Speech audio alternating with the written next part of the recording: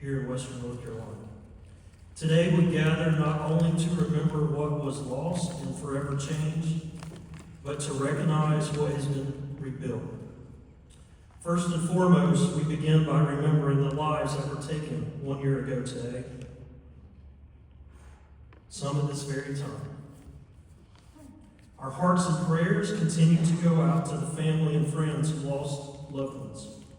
Their absence still echoes throughout our community, and may we carry their memory forward in every step of this recovery process, and may we never forget them and their family.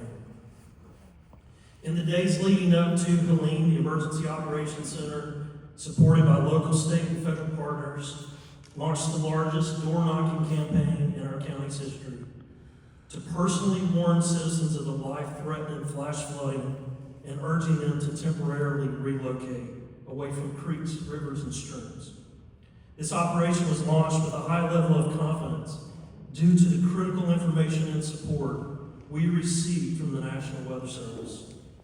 I want to take a moment this morning to personally recognize my good friend, meteorologist in charge Steve Wilkeson from the National Weather Service in Greenville, Spartanburg, who is with us today. He and his staff are rarely seen as they serve as hometown heroes, working behind the scenes, interpreting complex weather data, communicating forecasts and impacts to emergency managers, as well as providing real-time technical support to field personnel. Steve, the work you and your colleagues did prior to, during, and after Helene saved countless lives. Steve, if you'll stand, please. Ladies and gentlemen, let's give that a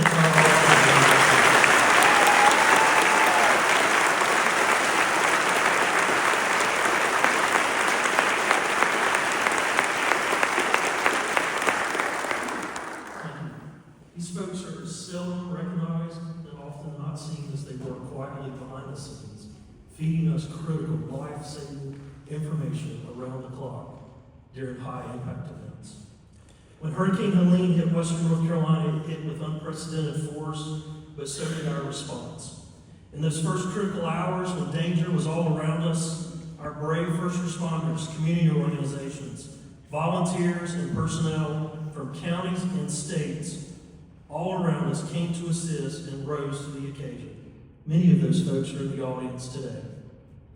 A makeshift city emerged along Barnes Road with all of our key partners sticking together, working tirelessly to save lives, prevent human suffering, and launch recovery efforts without delay. We were extremely blessed 1 year ago that we did not lose any of our first responders during emergency operations. I'll never forget being in the EOC that Friday morning. Trees were bending outside our emergency operations center when a frantic call came across the radio stating that an EMS employee was pinned underneath a tree at the intersection of Barnes Road and 221 South.